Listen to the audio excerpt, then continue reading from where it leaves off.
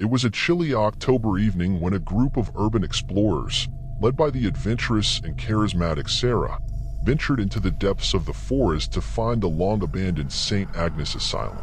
The asylum had been closed for decades, shrouded in mystery and surrounded by local legends that spoke of haunting whispers and ghostly apparitions. As the group made their way through the overgrown path, the imposing silhouette of the asylum emerged from the mist like a specter from the past. The crumbling facade and broken windows seemed to beckon the explorers, daring them to uncover the secrets hidden within its decaying walls. As they stepped into the asylum's eerie interior, the air grew heavy with the weight of forgotten memories.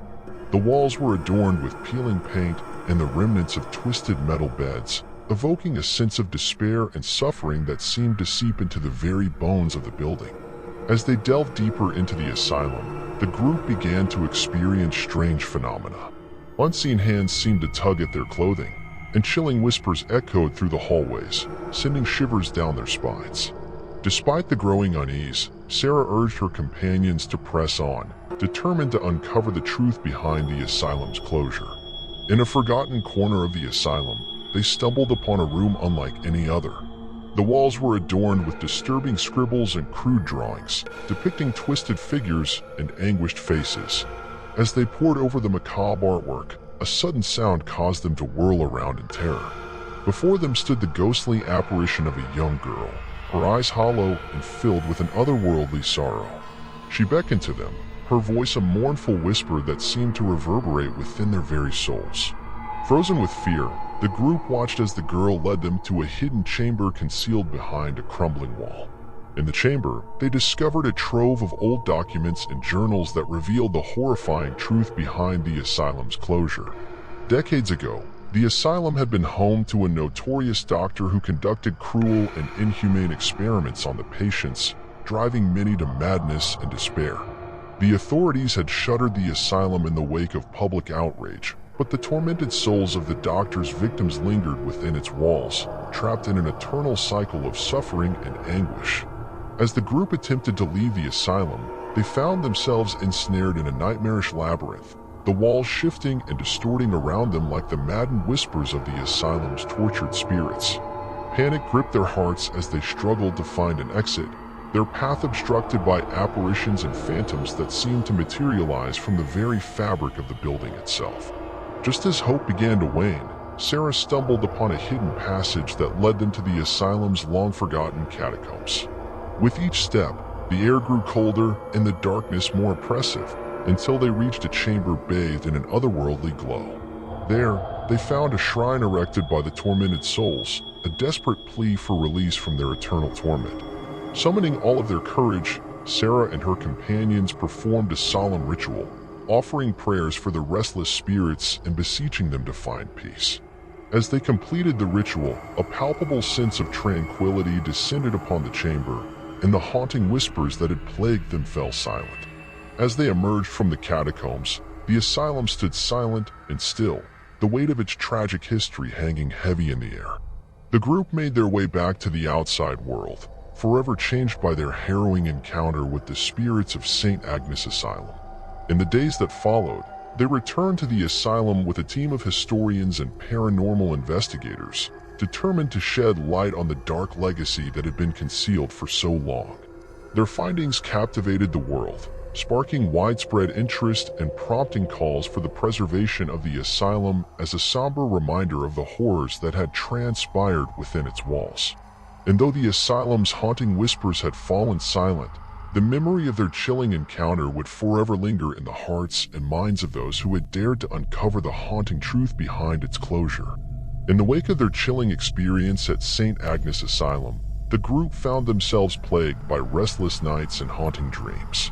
Each night, they were visited by the spectral figures of the asylum's tormented souls, their hollow eyes filled with a silent plea for release. Driven by a newfound sense of purpose, the group delved deeper into the asylum's history, determined to uncover the truth behind the doctor's cruel experiments and the identities of the spirits that still roamed its decaying halls. Their research led them to the family members of the asylum's former patients, who shared harrowing tales of suffering and loss at the hands of the malevolent doctor. As they pieced together the fragments of the asylum's tragic past, they unearthed the name of the doctor responsible for the unspeakable horrors that had unfolded within its walls. Armed with this knowledge, they embarked on a quest to confront the doctor's restless spirit and offer a chance for redemption and peace to the tormented souls that lingered in the asylum's shadows. Returning to the asylum under the cover of night, the group sought out the chamber where the doctor had conducted his monstrous experiments. Armed with ancient relics and whispered incantations, they called out to the doctor's spirit, daring him to face the consequences of his malevolence.